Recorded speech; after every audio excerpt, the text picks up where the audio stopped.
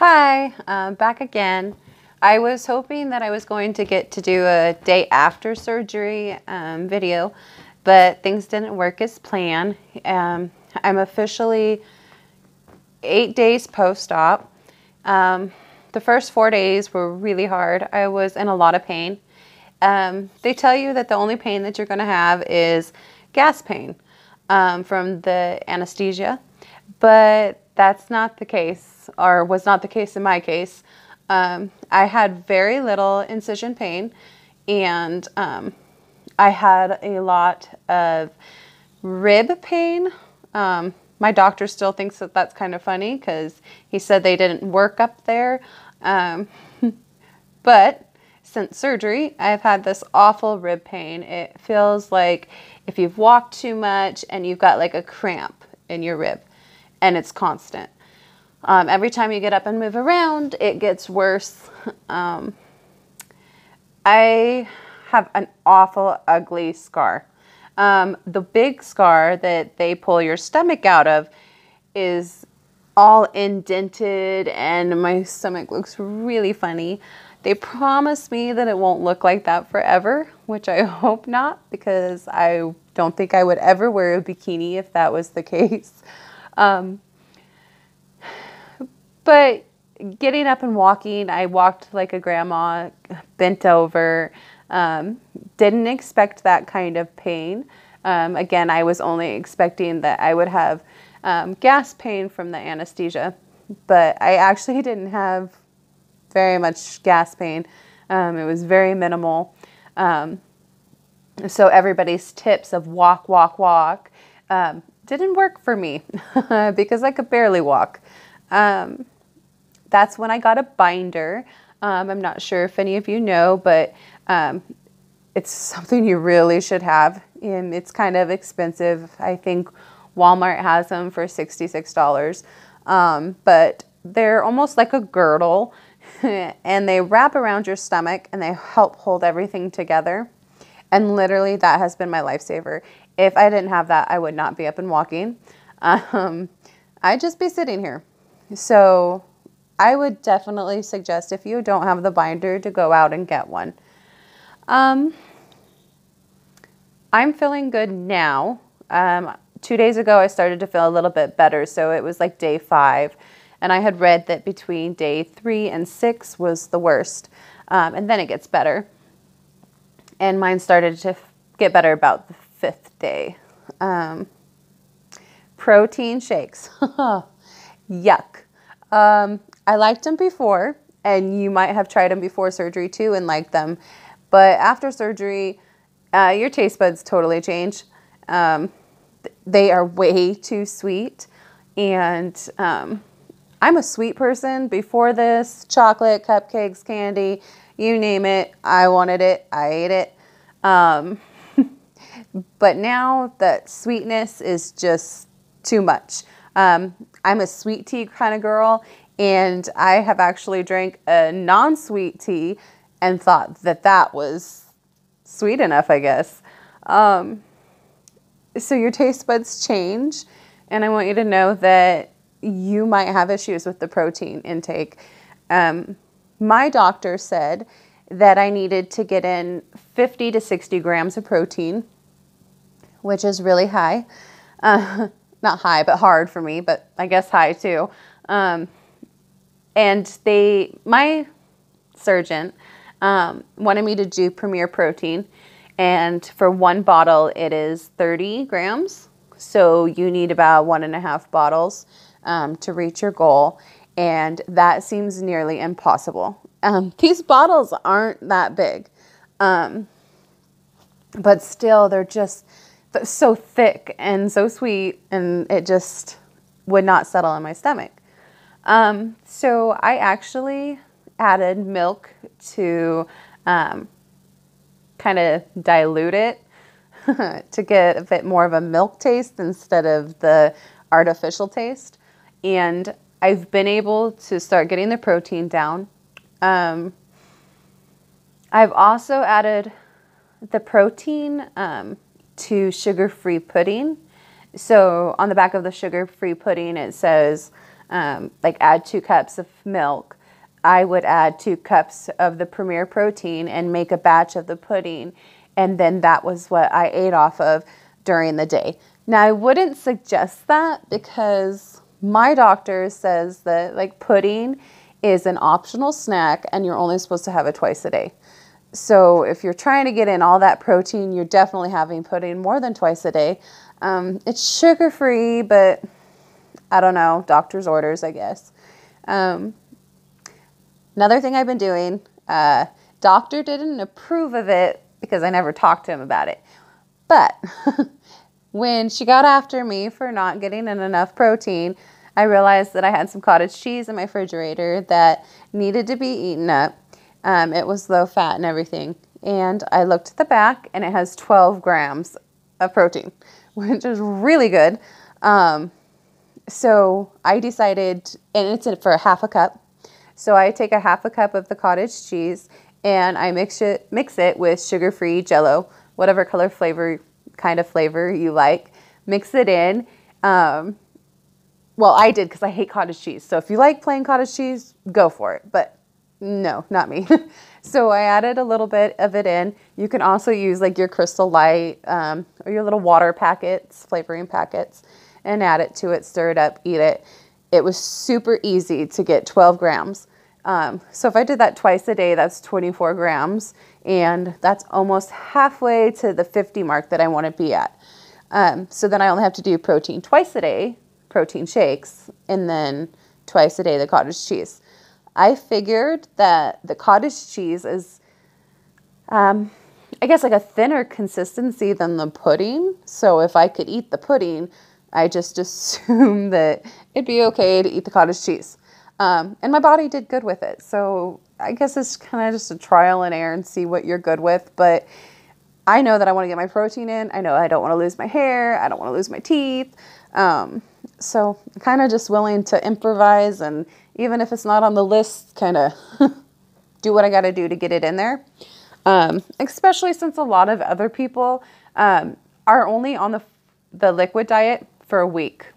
Some are on it for 2 weeks. Some of it, like myself, have the pleasure of being on it for 3 weeks. So I don't know. I thought, everybody else is okay to switch over to soft at 2 weeks. It couldn't hurt to try the cottage cheese. But those are just some of my tips as far as the protein goes, because it is really hard to get it in. I've done super good on water. I definitely can sip, and it not hurt. Gulping, yes, that hurts. When they would tell you to sip, I thought that meant take a sip, put it down. Take a sip, put it down. But I don't. I take about 5 or 6 sips, and repetitive little sips, and it doesn't seem to upset my stomach. But literally, if you don't do it that way, you are not going to get 64 ounces of water in. It's impossible. It is so, so hard. I know that a lot of doctors, it's 64 ounces fluid altogether. But even then, trying to get 40 ounces of water in is hard if you're just going to sip, put it down, sip, put it down. So just take a few sips and then sit it down and keep doing it, and always have that water in your hand. It's going to help a lot. Vitamins. The Bariatric Fusion is a lot of the vitamins that doctors are telling you to use. I went to my pharmacy and I was able to sample it before I bought them. And this was before surgery. I liked the taste of it, and I was super pumped that it wasn't going to be all grody and I'd be able to eat it. Then again, after surgery, your taste buds change. So what was sweet and yummy before is now bitter and very, very hard to swallow. And when you eat the vitamin, the first thing you want to do is flush it down with some water. But doing that I would still do it. I still do it. But when you do that, it kind of does give you a little bit of gas, and it just doesn't settle right in your chest for a few minutes, but then it subsides. I guess that's the price you pay to not have that grody, gritty taste in your mouth. That's so disgusting. But anyways, another topic. So I was put on Lovenox. They're the injection shots that they give you to help with blood clots.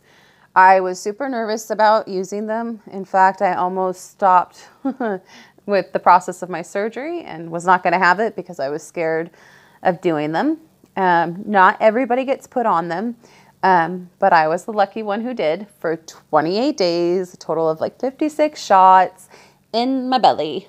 They don't hurt. I watched all these YouTube videos, people saying it stung and it burned and they bruised, and I have very minimal bruising. I kind of learned a trick to it, and I will try to do another video on how to do the Lovenox shots so that you don't have the bruising, you don't have the pain. It's actually kind of fun doing it. My kids even do it for me. They get really excited playing doctor. But don't sweat the Lovenox. It's nothing. What else? So before surgery, I was diagnosed with a heart defect on both my left and my right side of my heart. And part of the right side, I believe, was just because of untreated blood pressure. And then the left side, I might have them switched up. But then the left side, they didn't know why. They thought it might have been pulmonary, but they weren't sure. So they told me to go ahead with the surgery. And then when I lost about 50 pounds, I'd go back in and have my heart checked again.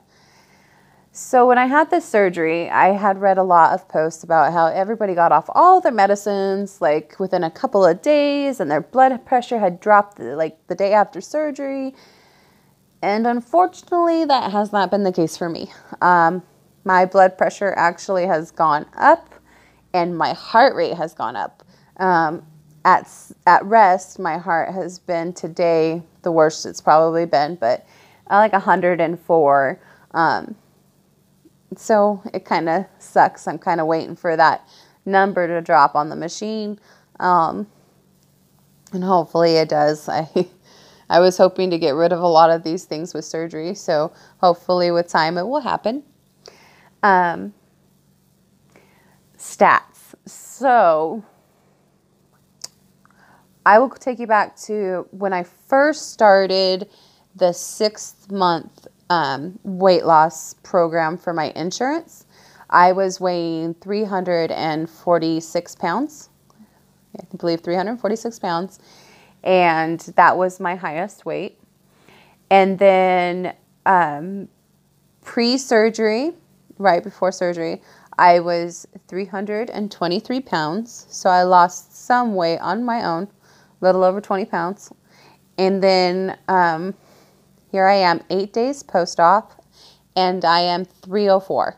So I've lost like 17 or so pounds, I believe, in 7 days, which is awesome. I did not expect to lose that much. I thought maybe 5, and I was going to be happy with 5.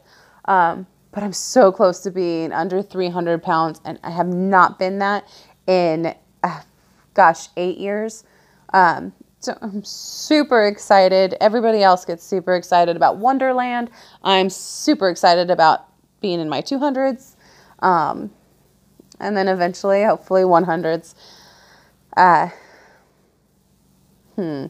started to see some change. My tummy is seeming to bounce back, which I'm happy about. I was really worried it would just start to sag and get all this hanging skin. But as of right now, fingers crossed, it seems to just be bunching up. So I'm assuming it's going to look kind of like a mommy tummy. I do have 3 kids, so, but it's kind of lifting up into place and not sagging down. So that is good. I feel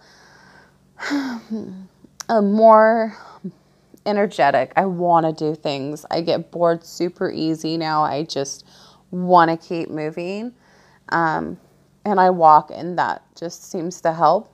But but I definitely am going to have to pick up a hobby to try to keep me busy, more busy, because this boredom can, you know, kind of put a damper on the parade. Another thing that I want to make I think a separate video for is talking about your mental state after surgery. So I'm going to leave it there. I will try to post another video in another week and let you know my updates and my stats. But I'm going to get off of here, and I'm going to make you a video for the Lovenox shots, as well as emotional troubles, I guess, after surgery. Kind of the stuff that they don't really talk about. I know we're all eager to pass our psych evaluations to get approved, but now that I look back at it, I kind of wish that they would have evaluated me more, because at this point, I don't think I should have been approved based off mental state. But anyways, there's a little sneak peek. So I will see you on the next video. Bye.